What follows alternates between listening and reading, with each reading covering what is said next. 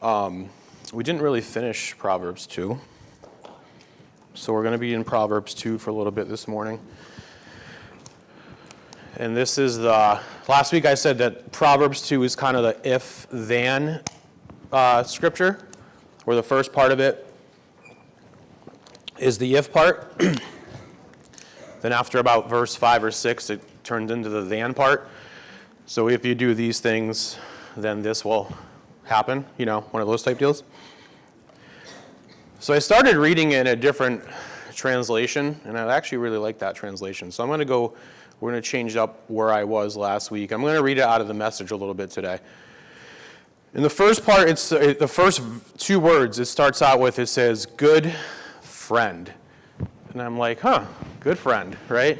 That's what wisdom wants to be in your life, a good friend, right? Because what is a good friend? Right, we all have that good friend. Someone you can trust, someone you can go to. Right, someone you can talk to, someone that will be honest with you. So that's what wisdom wants to be in your life. It wants to be a good friend, right? And then it continues on, and it says, take to heart what I'm telling you. So like when you're having that conversation with your good friend, normally, because they're your good friend, you're taking to heart what they're telling you, right? Because they wouldn't be your good friend if they're not your good friend, you wouldn't take what they're saying to heart. You know what I'm saying? So you trust that person. You have a relationship with them, right? So it works the same way with wisdom, right? Let's see. So it continues on. It says, collect my counsels and guard them with your life. Next verse. Tune your ears to the world of wisdom. So I was thinking about that. I'm like, tune. What do you do when you tune something? Right? You can tune an instrument, but what are you really doing to it? Right. You're aligning it, right? You're making an adjustment. That's really what it is. When you tune something, you're adjusting something to align it to what it needs to do, right? So this says tune your ears, so adjust your ears, right? Set them right, so that you can hear what wisdom is saying, right? So tune your ears to the world of wisdom. Set your heart on a life of understanding, right? So set your heart. So set, right? What does that mean? Usually when you set something, you're kind of preparing it, right? It's kind of like a preparation. So prepare your heart, right, on a life of understanding. It's not just an hour of understanding or a day or a week or a month. It's a life of understanding. Prepare your heart, right, for a life of understanding. Next verse. That's right if you make insight your priority and won't take no for an answer, searching for it like a prospector panning for gold. So I was thinking about that. I'm like, what is that? We've all seen that, right? That person out there shuffling away, trying to find. What are they trying to find? That tiny little flake of gold, right? The best thing, right? But they're sifting through all the junk to find that little flake. I was actually looking up, like, they don't even measure that stuff in normal measurements. It's called like Troy measuring system. That's how small those little flakes are, and that's what people are searching for, right? And that's what they're saying here. You need to act like that person panning for gold when you're searching for this wisdom, right? You got to get rid of all that extra junk if you're going to find it, right? Because the extra junk is going to hide that wisdom. It's going to cover it up, right? Right, yep. Let's see. So then it goes on to say, like an adventurer on a treasure hunt, right? Believe me, before you know it, fear of God will be yours. So when you're searching for this wisdom, right, this is when the fear of God will come, right? Because you're going to start to learn more about who he is, right? And what he is and who he is in your life, right? And it goes on to say, you'll have come upon the knowledge of God, right? And then it goes on to say, next verse, and here's the why. So we just went through the ifs, right? And here's the why, the then. Let's see, and here's why. God gives out wisdom free, right? He's not hiding it from you. It's freely there for you to get, right? We just got to get rid of that junk that covers it up where we can't see it. Let's see. It's plain spoken in knowledge and understanding. He's a rich mine of common sense for those who live well. Well, right? A rich mine of common sense for those who live well. A personal bodyguard to the candid and sincere. He keeps his eye on all who live honestly and pays special attention to his loyally committed ones. Let's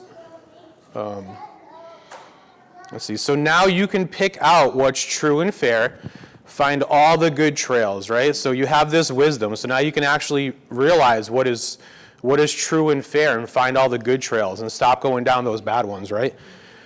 Lady Wisdom will be your close friend, and brother Knowledge your pleasant companion. Good sense will scout ahead for danger. Insight will keep an eye out for you. They'll keep you from making wrong turns or following the bad directions of those who are lost themselves and can't tell a trail from a tumbleweed, right? So the world, those that are lost themselves, right? Misery loves company, though, because they're going to want you to go down the trail they're going down, right? And then it goes on, these aren't my words, this is the Message Bible. These losers, it says, who make a game of evil and throw parties to celebrate perversity, traveling paths that go nowhere, wandering in a maze of detours and dead ends. Verse 19, wise friends will rescue you from the temptress, that smooth-talking seductress who's faithless to the husband she married years ago, never gave a second thought to her promises before God. Her whole way of life is doomed. Every step she takes brings her closer to hell. No one who joins her company ever comes back, ever sets foot on the path to the real living. So then it says, so join the company of the good men and women, right? Keep your feet on tried and true paths, right? It's the men who walk straight who will settle this land. The woman with integrity who will last here. The corrupt will lose their lives. The dishonest will be gone for good. So just a picture of what we see every day in the world, right? It's a perfect picture right there. So that was all about how, because we're talking about, don't forget, we're talking about wisdom, right? And building a godly character, right? To produce the kingdom of God in your life, right? So that was the part about doing what is righteous, right? So we're going to continue on. Let's see. About, where are we going? Is that where I want to go? Hold on. He speaks the truth. So that's the other aspect in here about wisdom and the character of building character in your life. So Proverbs 22:17.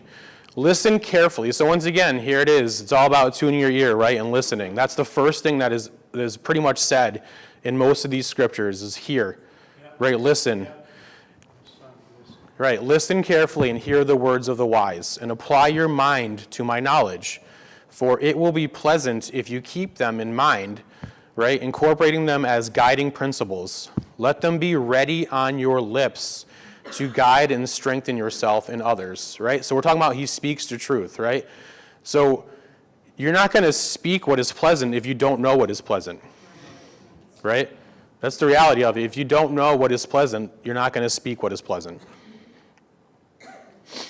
Verse 19, so that your trust and reliance and confidence may be in the Lord. I have taught these things to you today, even to you.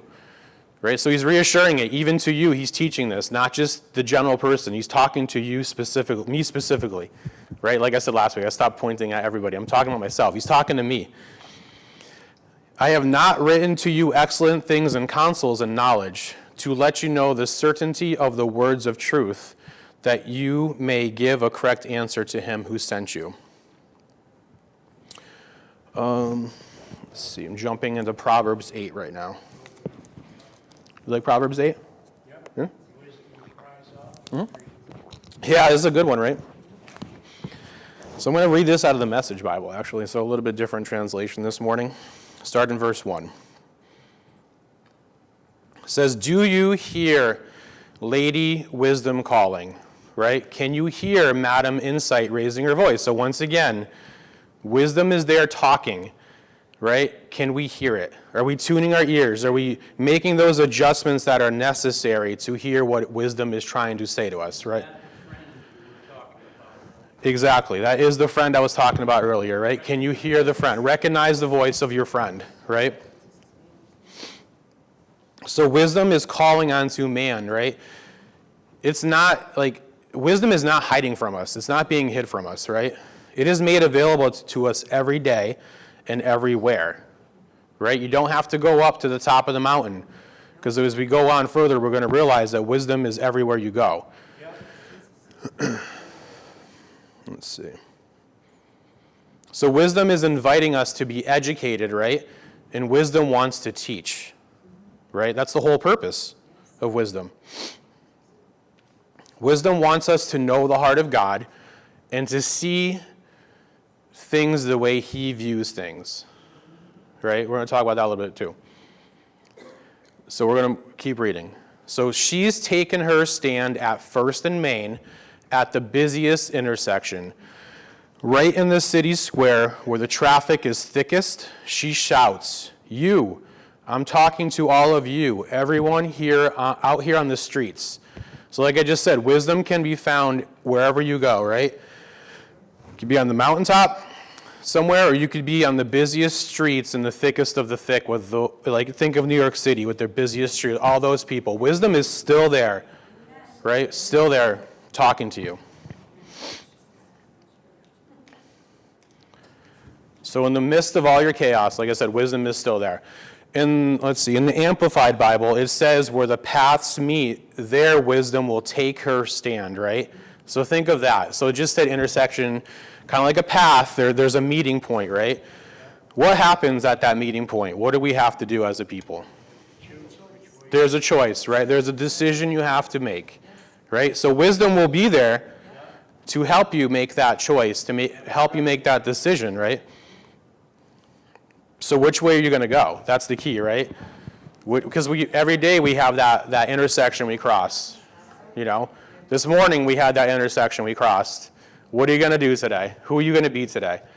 Am I going to be myself or am I going to be him? Right? So that is so key.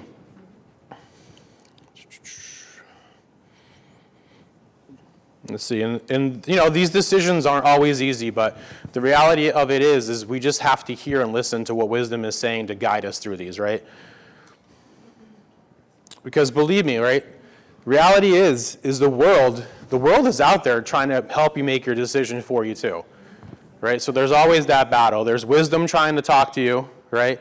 And then the world who is actually trying to be a lot louder than wisdom, or we're letting the world be louder than wisdom and distracting us from what wisdom is trying to say, right? Many voices in the land, right? And those voices just keep getting louder and louder and louder too. All right, so we're reading on. Once again, this is out of the Message. This isn't me. It says, "Listen, you idiots, learn good sense." Right? You blockheads, shape up. Right? Don't miss a word of this. I'm telling you how to live well. Right? That's all wisdom wants you to do, trying to help you live well. Live like him, right? I'm telling you how to live at your best, right? My mouth chews and savors and relishes truth. I can't stand the taste of evil. You'll only hear true and right words from my mouth. Right? So wisdom, that's all that can come out of wisdom's mouth is true and righteousness, right? Not one syllable will be twisted or skewed, right? So what wisdom gives you will be the total opposite of what you will get from the world, because all the world does is twists, right? And they skew the truth, right? Why? Well, why does the world do that? I think the world does that because the world is afraid to hear the truth. Right? So they twist it and they make it appealing to what they want to hear. Right?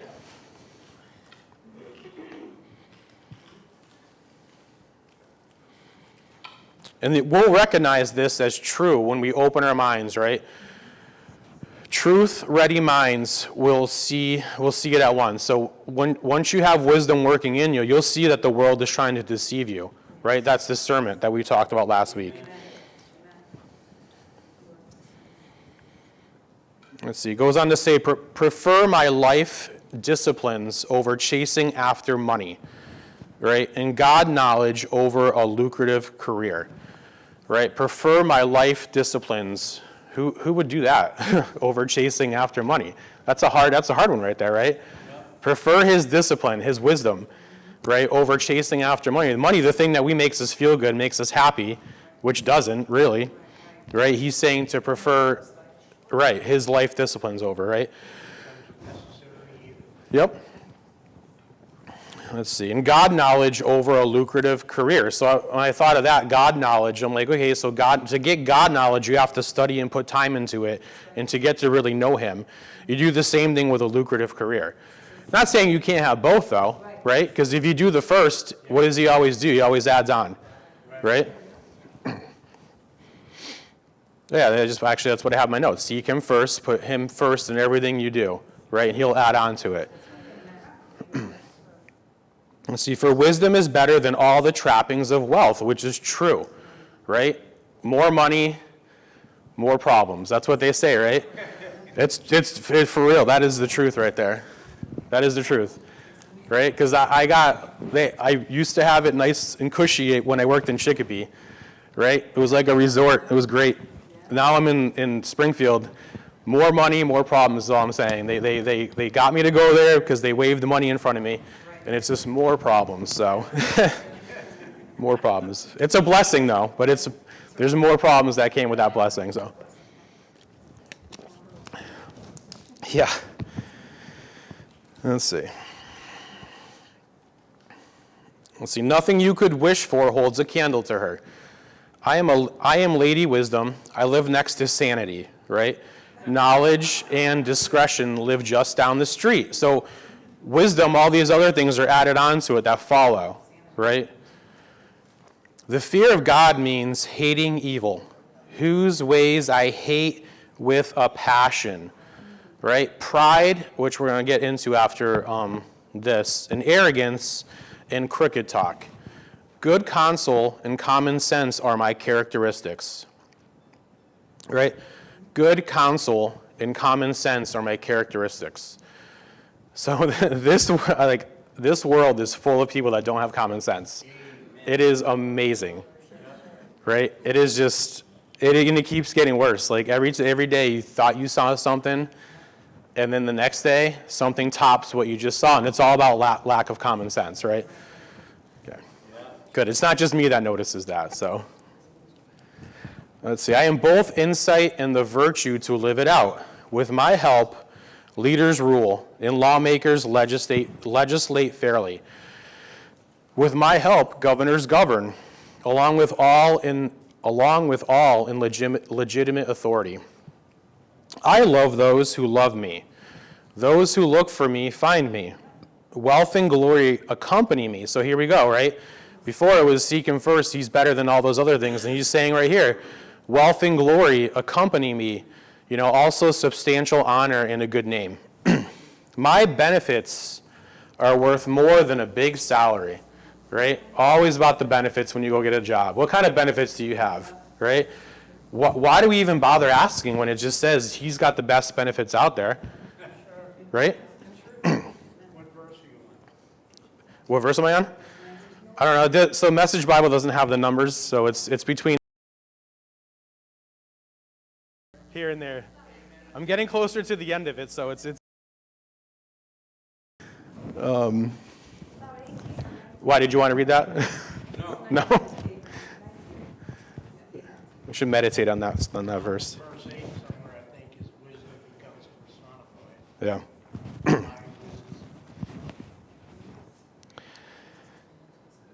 Let's see. So yeah, my benefits are worth more than a big salary, even a very big salary, it says. The returns on me exceed any imaginable bonus, right? You can find me on Righteousness Road.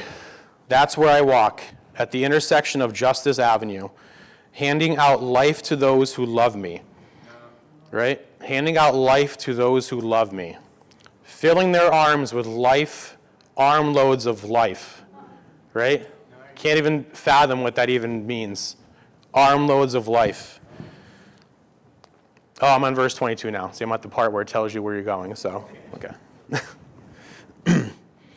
Let's see. God sovereignly made me the first, the basic, before he did anything else.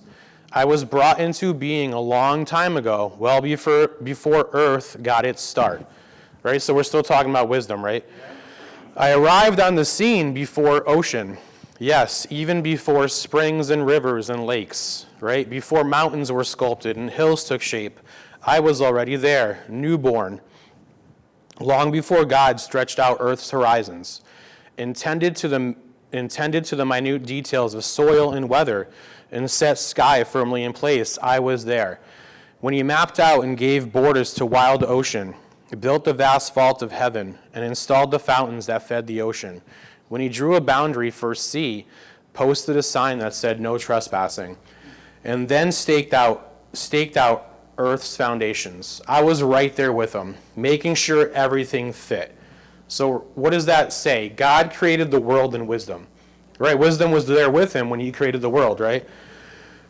His wisdom is seen in everything he has made, right? So day after day I was there with my joyful applause, always enjoying his company, right? So this is wisdom talking about, always enjoying God's company. Delighted with the world of things and creatures, happily celebrating the human family. So here we go again. So my dear friends, it says, right? My dear friends, listen carefully. There it is again, right? Listen, hear, tune, right? Tune your ear. Those who embrace these, my ways, are most blessed, right? Mark a life of discipline and live wisely, right? Don't squander your precious life, right? I thought that's kind of hard right there. Don't squander, right, your precious life, right? God sent us a helper, right? He's given us this wisdom. So we don't waste this life away, chasing the things of the world, right? Let's see. Blessed the man, blessed the woman who listens to me, awake and ready for me each morning, right? Alert and responsive as I start my day's work. When you find me, right, you find what? Life, right? Real life, it says. To say nothing of God's good pleasure. But if you wrong me, right, here's the other one, but if you wrong me, you damage your very soul. When you reject me, you're flirting with death, which is true, right? So that was the Message Bible. I thought that was really good. So we're going to continue on. This is an easy one to talk about. Not really, but we're going on to, he is humble and not proud.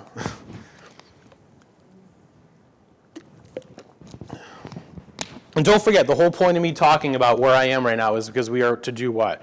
We are trying to manifest God's kingdom wherever we go, right? And we're trying to build godly character in our lives to do that. And we need the wisdom working in us and through us to do that, right? So pride. Pride is probably one of the things that God hates the most. And we're going to kind of jump into a couple things with pride. So pride is an over-concern with myself. If you think about what pride really is, right? It is an over-concern with myself. That's what pride, I'm more concerned about myself than anything else. That's what pride is. It's a secret fondness to be noticed, right? Pride is a love of supremacy. Pride is drawing attention to yourself in conversation, right? Pride is enjoying being flattered. Pride is a swelling out of self when we're free to speak or pray. Pride is loving to have your name at the top of the list, right? Pride is when the praise of men is sweet to your taste, right? I mean, I felt convicted when I was going through some of these, so I was like, shoot, I think I land on this list sometimes. You know, it's true, right? We all do, right? Good, okay, thank God it's not just me. Whew, getting nervous. It's like, man, I'm throwing myself out there again today. All right. That's fine. I'll take one for the team. All right, so God hates pride because of the absolute devastation that comes with it, right? Like, think about all the devastation that comes with pride. There's a lot. There's just a lot. Yep. It ruins relationships, right? Let's see, Proverbs 13:10. Through pride and presumption come nothing but strife. But skillful and godly wisdom is with those who welcome well-advised counsel. So God hates pride because pride is an over-concern with myself, kind of what I started out with. Yourself will get you into trouble. Right? Yourself will get you into trouble. Right? Because with self, there comes self-reliance, right? If I have a problem and I don't need you or anyone else, I can just say I'll take care of it myself, right? And that's why God doesn't like it, because he doesn't want you to take care of it yourself. Do you have a... So in the Passion Translation, it says, wisdom opens your heart to receive wise counsel, but pride closes your ears to advice. Because we're know-it-alls. Yep. Yep. That's true. Let's see. Still talking about self. So self will bring self-centeredness, right? It will take from you to meet my wants and needs, right? Oh, I'm sorry. I will take from you to meet my wants. I can't see what I wrote. I will take from you to meet my wants and needs, right? I am more important than you are. That's self-centeredness, right? When you think you are more important than the person next to you. Pride will bring self-condemnation. I'd love to do things for God, right? But I'm not worth much. I can't do much, right? God's not interested in using me because you think you are not worthy to do that, right? Pride ruins our ability to fulfill the greatest commandments, right? Love God and love others. Because you can't do that if you're a prideful person. Let's see. God hates pride because pride is so deceptive that we might miss it for what it is, right? You don't realize you're doing it half the time, or you're acting that way half the time. And here's a little quote I found from C.L. Lewis. There is one vice of which no man in the world is free, right? So when I think of a vice, I think of something that's clamping you, that's really holding you tight, right? So there is one vice of which no man in the world is free, which everyone loathes when he sees it in someone else. So there is, like, when you see this happening, the pride in somebody else, you have no problem saying it, or you can see that, or pointing it out, right? And of which, let's see, so, I'm sorry, which everyone loathes when he sees it in someone else, and of which hardly anyone imagines that he is guilty. And then he ends it with, I am talking about pride, right? So no one imagines that they are guilty of this, right? But we are. I mean, I am. Sorry, I am. Not we, I am. God hates pride because we devalue his image in us, right? Right? We devalue his image in us, right? Why? Because if we are made in his image and his likeness, God was not a prideful person, right? We all know that. He humbled himself to come down to this earth, did what he had to do in humility. The only reason why he did was humility was what got him through. He humbled himself, right? To become man, right? To walk this thing out, to show us that we could do it, right? And that's why he hates pride, because it devalues what he has instilled in you, right? Because in the beginning, we were made in his image, right? The very beginning, that was the plan. And pride is what keeps us away from walking this thing out. Let's see. Proverbs 15:33. The reverent fear of the Lord, that is worshiping him and regarding him as truly awesome, is the instruction for wisdom, its starting point and its essence. And before honor comes humility. All right, what is humility? It is the knowledge that you are very fallible, very foolish, and very weak. right? It is the willingness to reject your own thoughts and opinions in order to be taught by God or someone wiser than yourself. That's humility, right? It's just pretty much you saying that you don't know it all and I need you, right? That's all God wants, right? He wants us to say, I don't know it all, God. We need you. I can't do this alone, right? I need you.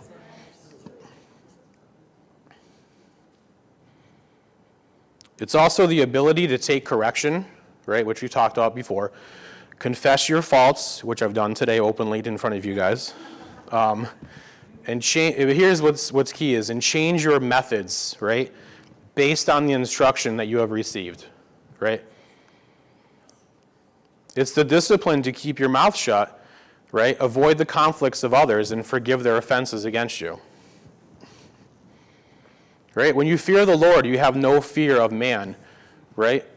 And what does the fear of man do? What was that? It brings a snare, right? But it also, the fear of man corrupts the hearts of men, right? Because the fear of the Lord does the opposite. Let's see. When you're humble, you think before you speak, and you speak gently and kindly, because you know the foolishness of your heart and your lips. Let's see. So such caution and reservation brings respect and honor even from kings, right? When you are humble, you get down before God and men, right? You get down. In that position, he gives grace and wisdom. In that position, he also avenges you from your enemies. In that position, he exalts you above others, for he will crush the proud, right, and promote the humble. In that position, he knows the exalting you will not bring the arrogance of self-confidence, right? Proverbs 16:5. Everyone who is proud and arrogant in heart is disgusting and exceedingly offensive to the Lord, right? And then it ends, be assured he will not go unpunished. So there is so much scripture about pride in the Bible. It's crazy. Like there's a lot. You could just read it all day. And it just shows you how much God does not like that. And we really need to understand why God hates pride so much. Why? Because he wants us to hate it also, right? Let's see, Proverbs 11:2. When pride comes, boiling up with arrogant attitude of self-importance, right, then come dishonor and shame. But the humble, right, the teachable, who have been chiseled, right, the Amplified says chiseled by trial, right? When you go through something, what is God doing? He's chiseling you, forming you, right? Forming you into what? To be more like the world. Right? No, I'm sorry, be more like him, right? Just want to make sure you guys weren't sleeping. To be chiseling you to be more like him, right? Let's see. Chiseled by trial, and who have learned to walk humbly, right, with God.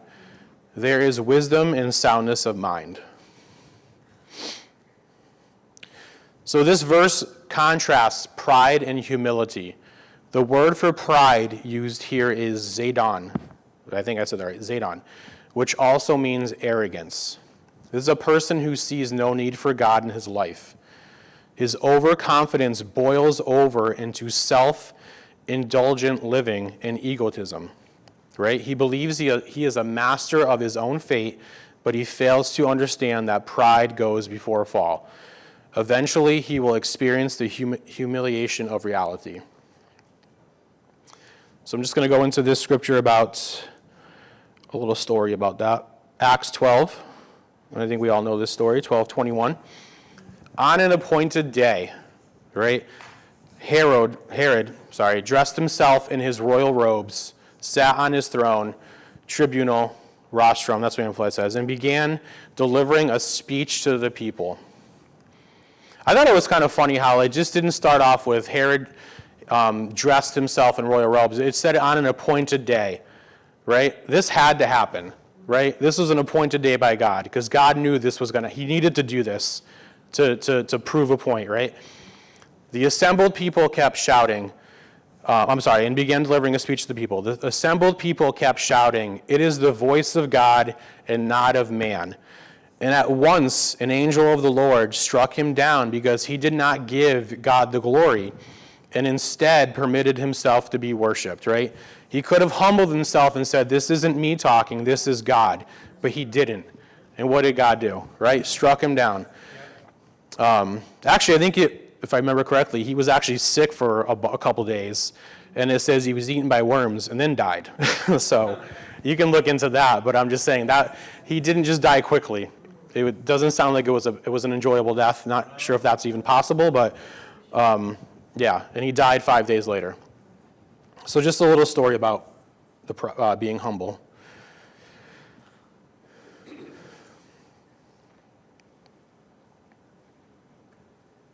Let's see. Micah 6:8. He has told you, "O man, what is good, and what does the Lord require of you except to be just?" So we were told what is good and what the Lord requires, right?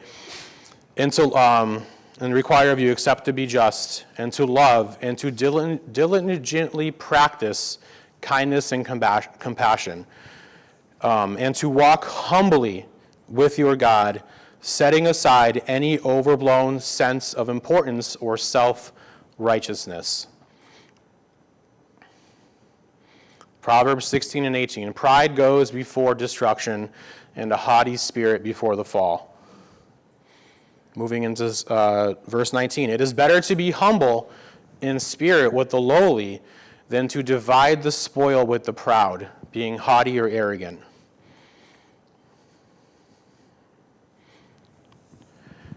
Let's see. So I think I'm going to end soon because the bell is going to ring, and I don't want to jump into the next portion. But I think the reality is like if we really truly believe we're not our own, we're bought with a price, right? And we are His, and He's got everything under control. That we can't control it, we can't do it on our own.